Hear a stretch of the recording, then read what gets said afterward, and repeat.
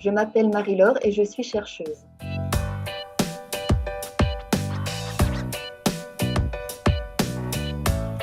Alors j'ai un intérêt particulier pour la mucoviscidose, puisque étant bretonne, on sait que la prévalence de la maladie est plus importante dans l'ouest de la France. Et donc j'ai eu l'occasion de rencontrer des personnes atteintes de la maladie qui avaient pour certaines mon âge, et j'ai pu voir effectivement la difficulté quotidienne pour les patients.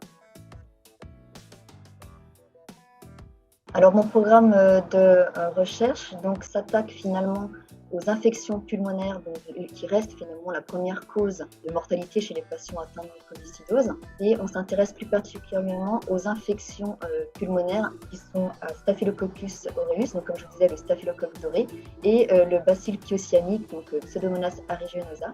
Et en fait, on s'y intéresse puisque ce sont les deux principales bactéries qui sont responsables des infections pulmonaires donc chez les patients atteints de mucoviscidose.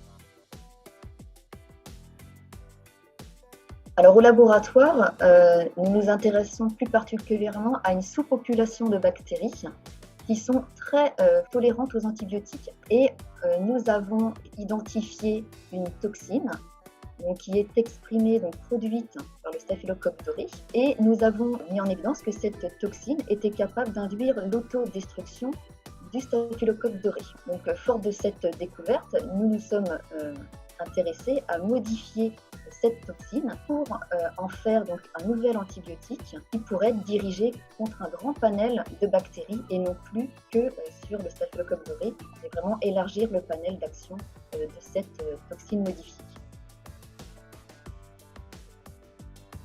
Nos premiers résultats montrent que ces nouveaux antibiotiques, qu'on appelle des peptides antimicrobiens, sont efficaces pour tuer un grand panel de bactéries pathogènes d'intérêt clinique.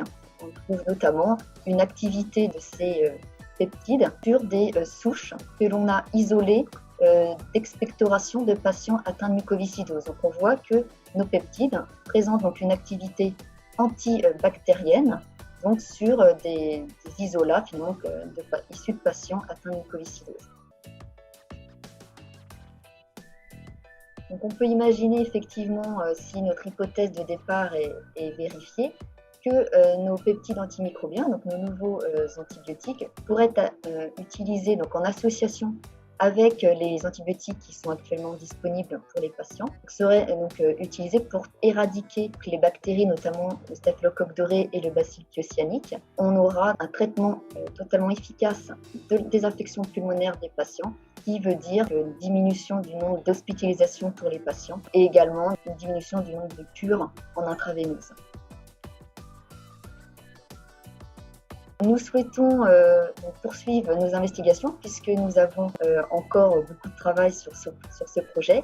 La prochaine étape de notre projet de recherche est de tester l'efficacité de nos nouveaux antibiotiques sur un modèle de pneumopathie, donc un modèle d'infection pulmonaire, sur un modèle de souris qui mime la mucoviscidose, pour vraiment montrer une efficacité de nos peptides à traiter les infections pulmonaires chez les patients.